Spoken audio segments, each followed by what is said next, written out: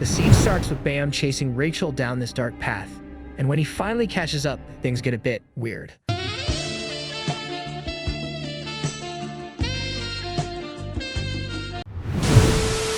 Like an extra cringe moment from a rom-com, super awkward. But hey, don't worry, it's just them catching their breath, no love scandals here. Then the relationship hits a wall when Rachel spills the beans about her tower climbing plan, aiming to see the stars, and poof, turns into a bunch of red petals. You know, I think it's safe to say that Bam is pretty torn up about everything. But then, a mysterious voice just pops into the scene and whoosh. Suddenly, he's teleported right to the foot of the tower. And let me tell you, there's a character called Hedon, who's like a mashup of Beerus and the Trix Rabbit, with a dash of "I'm here to mess things up." He's the tower's gatekeeper, by the way, giving Bam the classic, "Oh, hey, fancy meeting you here" type greeting. He explains that at the top of the tower is everything in the world, and that anyone who makes it to the top can have all their wishes granted. You can even become a god, which I had already said earlier. Hedon then presents Bam with his introductory challenge, shattering a black orb that just so happens to be guarded by a massive steel eel.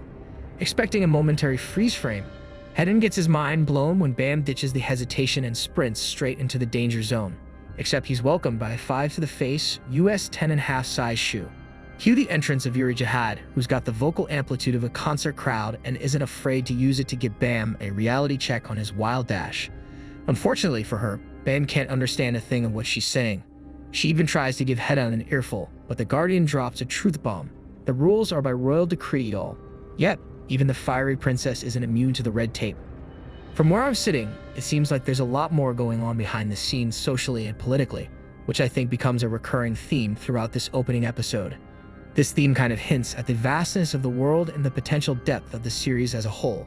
Social shindigs, power plays, and more politics than a reality TV show. And that's the teaser, a tantalizing taste of what's to come in this Tower of God saga. Check out adorable Evan. Seriously, I think this guy's like a mini-me compared to that tall drink of water that Yuri easily embodies, lol. He waddles in like, hey, let's play some pocket magic. And I'm not talking about foam-sized jeans, folks. It's this nifty translator thing that's like Google Translate, but on steroids. Bam's face lights up like a kid on Christmas. I think he won't need to mind his way through conversations anymore. Following that, Yuri explains to Bam that he's an irregular, which means he opened the tower's gates independently.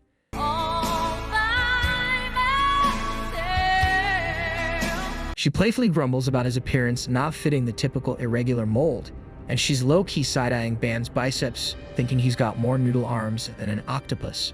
Yuri attempts to put the brakes on Bam's Hedon challenge hype, but our boy Bam's all about that see Rachel mission, so obviously he's not taking any detours. Hold onto your socks because Yuri switches things up by lending him her sword. Hey, pretty boy, take this bad boy. It's the Black March, a blade with more mojo than a rabbit's foot soaked in a 4-leaf clover smoothie. It's like a power-up cheat code, but only for those who know how to flex it. With sword in hand, Bam does his best superhero sprint and shows off his courage. You can practically hear the Rocky theme song playing as he proves he's not just a one-hit wonder in this tower-trotting tale.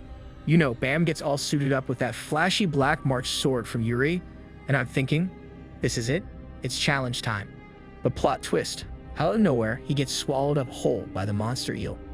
And I'm like, wait, what? Did I miss something? But turns out that's actually the secret sauce to winning against this slimy, steely beast. I feel like my anime senses need some calibration, so Bam pulls off a temporary victory against the eel, and he looks real determined to smash that ball it was guarding. Unfortunately, Hedon made it as tough as an algebraic equation in a university midterm. And I'm here like, seriously, Hedon, chill, dude. Daddy, chill. But then comes this memory montage of Bam and Rachel, and our dude's like, Yeah, no, boy. I ain't giving up on finding her. And I'm nodding like, yeah, Bam, show us what you're working with. Struggling with that stubborn ball, the eel wakes up from its coma, all grubby and ready to munch on Bam. I'm thinking, Bam, this is it, you gotta do something. And then Evan jumps in with some advice, suggesting that he should seek assistance from the weapon Black March. In essence, Evan is advising Bam to activate the weapon, but Yuri interjects, mentioning that Black March doesn't respond to her commands. However, it turns out that Black March did respond to Bam when he sought help. Just as things are getting all fantasy movie intense, a snazzy enchantress struts in, promising Bam the goods even the royal Yuri can't have. This enchantress is a bit of a misogynist and very much a pick-me-girl queen. This was known throughout the tower, but thought to be a superstition. Anyway, back to superpowered Bam. Bam smashes the ball like he's dunking on his gaming high score. And bam, he's on to the next level. Problem is, teleportation is faster than light, and he zips to the next floor before giving Black March back. I think Evan's like, hey, your sword. And they follow him down the rabbit hole, even though it's strictly forbidden, since to quote Yuri, a life without anything interesting in is worth, poop. Now Bam's on the next floor with another challenge in his face. This cutie, he literally nibbles on grass. Maybe it's a survival tactic, or maybe he's just peckish. This round's challenge: strip down the test takers from 400 to 200. And you think it's a tea party, but no, it's like a food fight in a cafeteria. Chaos reigns. Everyone's doing their best impression of Attack of the Confused Penguins. Bam's like, I'm out of here, trying to dodge the craziness like a pro. I feel like he's got a future in dodgeball, honestly. The camera does this dramatic flip to this dude with some killer blue hair, looking all suave and stuff. And guess what? Turns out it's the same voice actor as Bakugo, the explosive guide from another anime. My mind just did a backflip. Hold up, we're not done with surprises. The spotlight shifts again, this time to a crimson alligator that's the embodiment of awesomeness. This gator ain't here to play around. He's literally elbowing that simper person out of his way as he stalks for prey. It's like he's saying, move, I'm on a mission. This is the hunter's position. So there's Mr. Gator, scouting the scene, probably thinking who's on the menu today. Then tada! A wild green somebody appears and catches his eye. He's got this sixth sense tingling, feeling the vibes of the weapon that little lady's holding. And oh boy, he's got the Black March on his radar too, easily sensing Bam's flashy accessory. So what's Mr. Gator going to do? Gator's gone straight into hunt mode, activate. Meanwhile, in the oblivious corner, Bam's doing his own thing, completely clueless. He bumps into blue-haired dude, who's all like, dude, watch out, Mr. Crimson Gator over there is ready to rumble. And we're talking about a rumble where the only rule is no holds barred. And right when you thought it was time to grab some popcorn, the episode slams on the brakes. There they are, the trio of blue hair, innocent Bam, and fire red Gator, standing in this kind of awkward semicircle, all giving each other bombastic side-eye. Bombastic side-eye. Like they're sizing up for a showdown. As previously mentioned, episode 1 wrapped up with Bam, our blue-haired buddy Coon, and our reptilian hunter buddy Rack Wraithrazer, locked in this intense standoff, practically eyeballing each other to the point of non-existence. It was like a showdown in the Wild West, but with a fantastical twist. Now, Rack-sama, that alligator-looking guy, in case you're still a bit puzzled, suddenly decides he wants to take a big chomp out of Bam, all because of that flashy weapon Bam's got. Honestly, I feel like everyone's got their eyes glued to that weapon. It's like the tower's version of a superstar. Coon, on the other hand, isn't too thrilled with Rack-sama's blind devotion to the tower's rules. He's got a master plan, and a pretty clever one at that. He's all about gathering a dream team of strong and brainy allies for this tower climbing adventure. And you know what? I'm thinking Coon's really onto something here. Trying to conquer this tower without a rock-solid crew. Well, that's like trying to dance without any music. It's just not gonna jive. But here's where the story takes a fun twist. Rack-sama gets even angrier, but Coon, he's as cool as a cucumber. He casually strolls away, leaving Bam to face the beast all by himself. Coon's got his sights set on another prize, which is finding those powerful allies he's been dreaming of. But hold on to your hats, because as he's about to make his grand exit, he spots Bam's weapon and has a change of heart. The allure of the Black March is just too irresistible for him to stick to his original plan of ally hunting. So he doubles back to join Bam. Now let's talk about Bam. This guy's on a mission. He's dead set on taking on Rack-sama, all in the name of finding Rachel. I mean, seriously, when it comes to Rachel, this guy's heart and mind turns into a fluffy marshmallow. It's like his emotional Achilles heel. What do you need to power up? These tower challenges won't wait around, especially not on the Tower of God. And just before Rack-sama can even take a swipe at Bam, Coon pulls off a clever distraction and makes a run for it with Bam, right on his heels. Rack-sama quickly stands up and searches for them, but little did he know, the two were just hiding behind that big guy who basically acts like the mannequin challenge is still a thing. After Rack-sama disappeared, Coon steps forward, all formal-like, to introduce himself, but curiosity gets the better of him. He's eager to know why Bam's wielding a weapon typically reserved for princesses personally chosen by the tower's big shot king himself. I get it now, that's why everyone's fixated on that weapon. We even get a glimpse into the past where Hedden warns Princess Yuri that if the king ever discovers Bam possesses the Black March, it's curtains for them. Of course, Bam spills the beans on why he has it, mentioning that he borrowed it to find his girl. This got Coon's gears started turning. He's wondering if Bam might just be the tower's very own exception to the rule. Meanwhile, Rak, our reptilian buddy, is still hot on the trail of those two turtle boys, as he calls them. Honestly, I'm starting to warm up to this gator. He's not your run-of-the-mill reptile, and there's something intriguing about him. And you know what? My gut's telling me they're destined to be pals. But hold on, let's shift the scene to another corner of the battlefield. We've got a lizard girl going toe-to-toe with a cliffside foe, and there's a double sword-wielding lad in the mix, eyeing her like a hawk ready to swoop in. As you can see, she swings her weapon like a whip-like vine and starts taunting him, probably thinking he can't dodge her vine of doom. But this guy's no pushover. He swings his sword like a pro, parrying that vine right into a nearby rock. I mean, seriously, they're strong AF. It's like a battle of equals, a clash of titans, if you will. Each of them believes they're the top dog.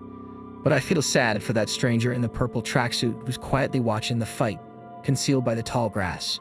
He must be relieved to be safe, but it's a bit disheartening that he's not even considered a worthy opponent and they're just ignoring him.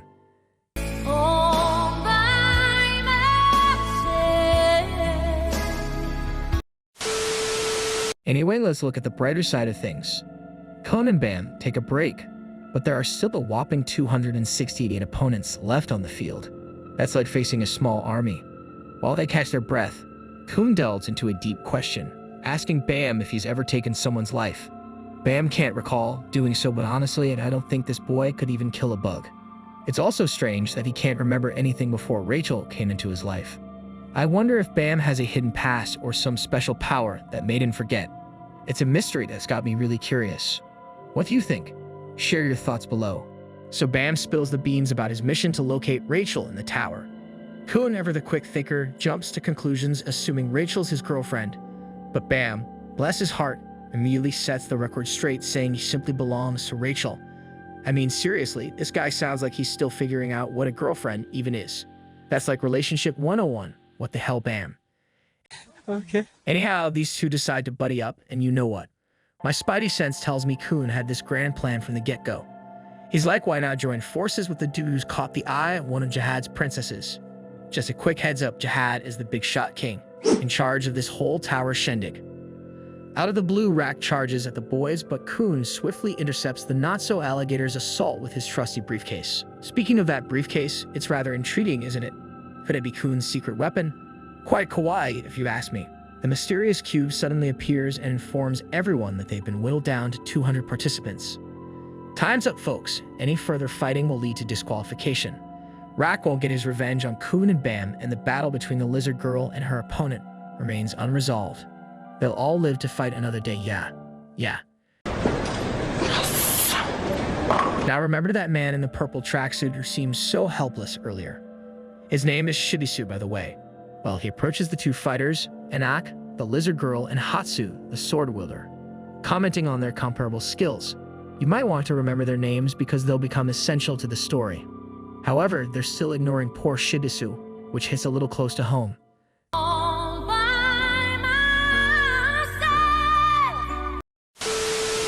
The cube then drops the bomb of the second test. Make teams of 3 buddies who have to stick together like glue before the clock ticks 5 minutes to oblivion. Kun and Bam are all fired up, but Rak, well, he's like a bellowing bullhorn, still demanding a brawl with Bam. Ignoring the cube's rulebook, Rak lunges at Bam and Kun. Poor boys sprint away like their lives depend on it. Kun attempts to break it down for Rak, whose, let's just say, is not the sharpest tool in the shed. Rak's more interested in a one-on-one fight ending in a snack called Bam than teaming up. Kun's determined, though. He's got this crazy idea that they'll beat Rak and recruit another teammate, all in a literal hot minute. I feel like he's had enough with Rak, but Bam, our sensible hero, steps in before Kun and Rak turn the place into a wrestling ring. He knows Rak's got his sights set on him because Rak believes that battling someone wielding such a snazzy weapon will turn him into the tower's ultimate champ. So Bam decides to face him. Rak's thrilled to bits about Bam's decision, but before the gator can even say chomp, Bam pulls a fast one. He drops his weapon, leaving Rak flabbergasted. I mean, look at Rak's face. Bam's like standing there, weaponless. This really ticks off our gator friend as he wanted Bam to use that weapon. Kun sees right through Bam's scheme. He knows Bam's waiting for the clock to tick down, forcing Rak to join him at the last second. Kun quickly joins him, even hanging onto Rack like a koala to buy Bam some precious time. With just 5 seconds left on the clock, Bam snatches the Black March and leaps onto Rack's other side, and they're officially allies now. But not everyone in the gang made the cut for the next round. Only 120 folks teamed up successfully. Even with Rack and Bam as buddies, Rack still got this itch for a fight. After the last challenge, while everyone was catching their breath and waiting for the next test, a guy named Liroro popped in. He dropped a bombshell saying there were still too many of them, so he wanted to cut the crowd down. To do that, he unleashed the tower's Shinsu power, which hit everyone like a wave and sent them flying. He said they had to pass through a wall of watery Shinsu, and one mistake would doom the whole team. He's a ranker, by the way. A ranker is someone who has already climbed the tower to the top, so feel free to assume that he's a strong one. Kun wasn't sure if Bam could handle it, but surprise, surprise, Bam held his own against Liroro's Shinsu. It was pretty impressive. I had a feeling Bam was something special. Even Liroro called Bam a monster, so there's a chance he might be one of the irregulars. You see, irregulars are people who didn't get picked by Hedon, that character who kinda looks like Trix the Rabbit in episode 1. Irregulars are those who found their way into the tower all on their own for whatever reason. Being an irregular has some benefits, like being able to use Shinsu without needing approval from the Guardians. But that's just some future spoilers, so never mind that now. Anyway, Bam and Liroro made a bet on who crossed the Shinsu wall first, and guess what? They both bet on Enoch, and she delivered. But the funniest part came when Shibisu and confidently tried to cross the wall. They both thought it'd be a piece of cake, but ended up struggling, which added a bit of humor. Kun and Rack also breezed through the challenge, except for Kun's briefcase, which gave Rack a good laugh. Before Bam reunited with Kun, Liroro warned him not to get too cozy with Kun. I couldn't help but wonder why. Could Kun be a bad guy? And in the final scene, a blonde guy revealed Kun's full name, Kun Aguero Agnes. It's a cool name, but I can't stop thinking, could he be a foe or a danger to Bam? Last time, our gang faced Liroro's second test, and guess what? They made it out alive and kicking. You know, I had a hunch Kun had some hidden strength up his sleeve. Well, in this episode, we get a peek into Kun's mysterious past. I mean, there was this whole rainy scene and Kun was knee-deep in the mud. Talk about a dramatic setting. In the middle of a downpour, we discover that a new princess, Maria, has been chosen. But what about Aguero? Well, his fate seems as clear as day. Since his sister didn't make the cut, his entire family is in for disassembly and exile. Life can be pretty harsh for those trying to claw their way to the top of the tower.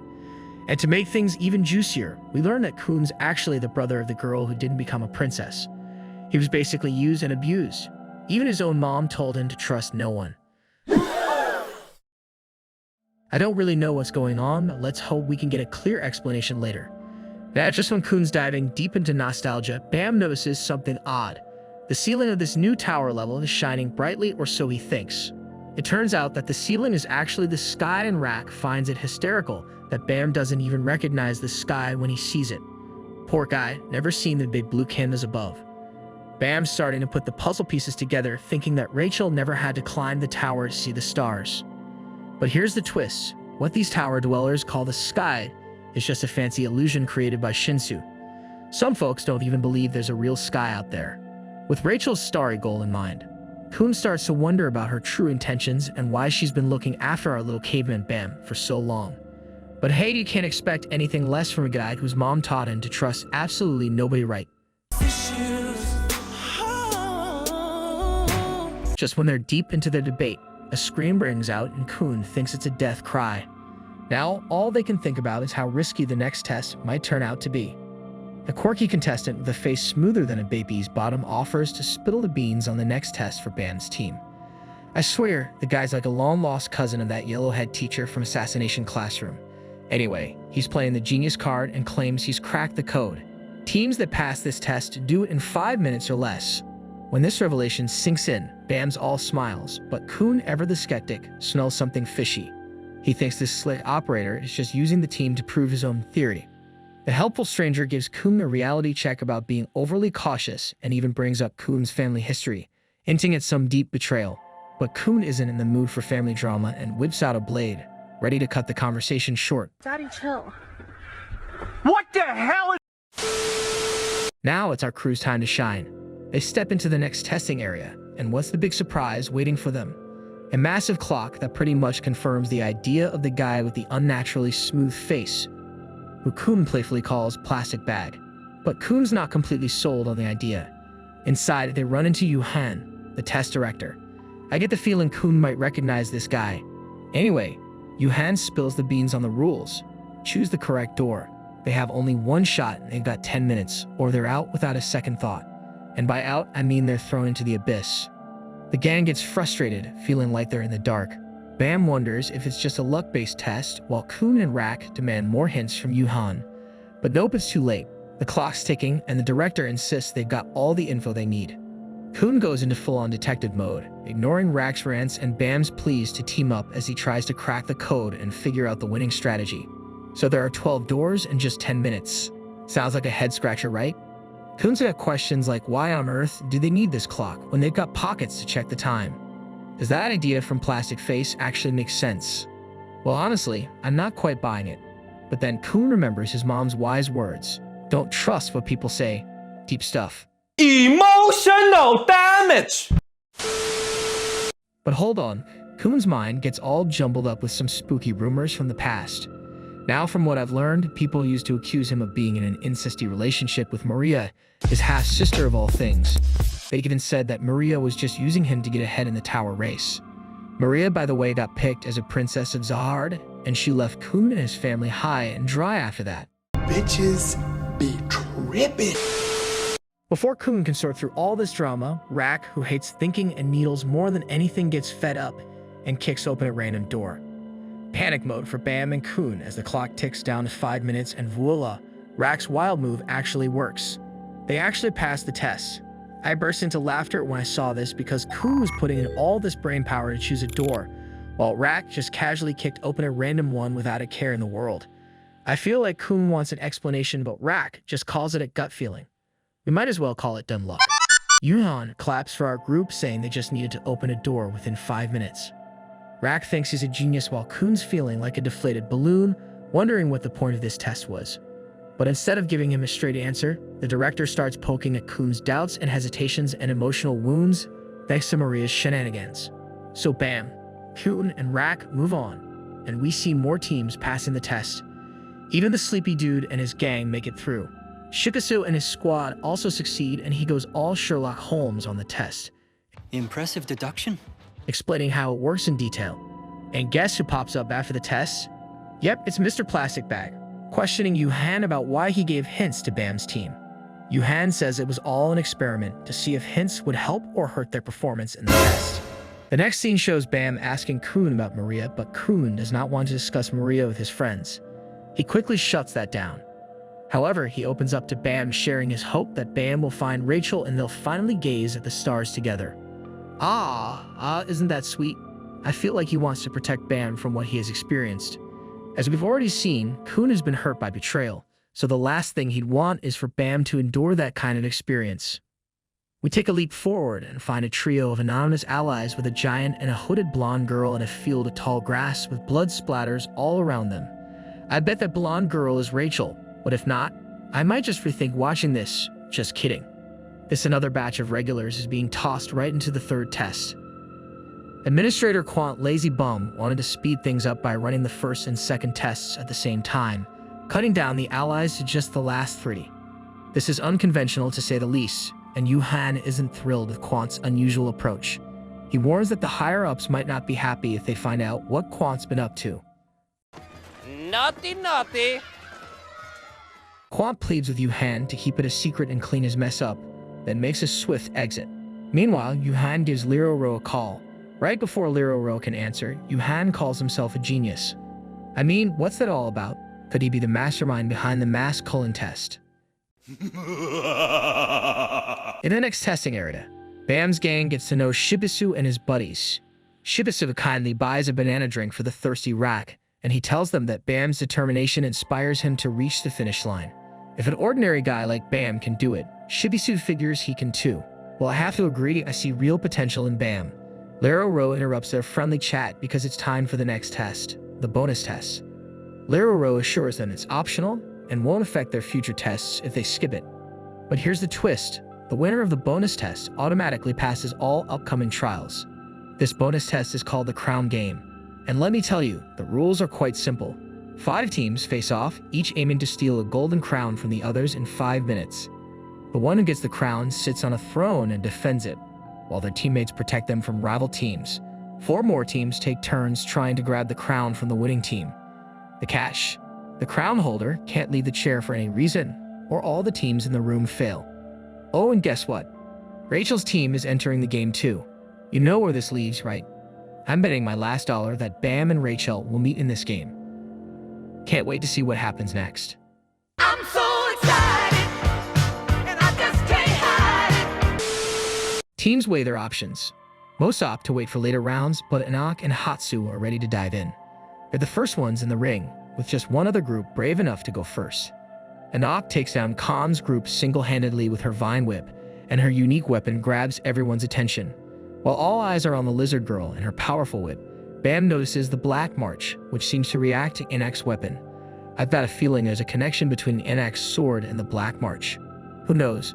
But one thing's for sure, the next part is going to be a must-watch, and I'm here for it. Before the next match starts, Bam finally spots a hooded blonde girl on the other side of the arena. And you know what? Our instincts were right. It's Rachel. Time for a little heads up. Bam and Rachel are bound to have a meetup in the next part, but don't expect it to be all sunshine and rainbows. But before we get into all the nitty-gritty, let's dive deeper into this anime. Oh boy, what an episode. While I've enjoyed all the previous Tower of God episodes, episode 3 feels like the moment when everything just falls into place. This episode, Bam, Hyun, and Rak take on Yuhan's tricky doors and dive headfirst into the action-packed Crown Game. It's like a showcase of the series' talent for brainy mind games and adrenaline-pumping battles. And that's not all. There are some jaw-dropping revelations that give us a better grip on our main characters and their connections. Now, here's what's bugging me. Why do they have to start off by axing half of the regulars right at the get-go? I mean, is the tower running on the blood of the fallen? That's the only explanation that makes sense to me. So far, the second test is the only one where participants visibly and violently meet their end. Sure, folks could potentially meet their end in the other tests, but the second test forced people to die so that others could move ahead. But to be fair, it's possible that those who failed the other tests also met a grim fate. We don't really know what happened to the folks who couldn't break through the Shinsu wall after the second test and were in the dark about what happened to those who failed this latest challenge. Their screams were the only warning that something sinister occurred. It's a bit of a mystery, isn't it? Hey, you still watching? Don't forget to subscribe and give that like button a good click to get your regular fix of fantastic anime stuff. But let's talk turkey. Will Rachel and Bam finally meet here? And is Rachel not the sweet, innocent angel Bam once believed her to be? Well, I'm just as curious as you are. And if you are itching to find out what's next in Tower of God, make sure to keep watching all the way to the end.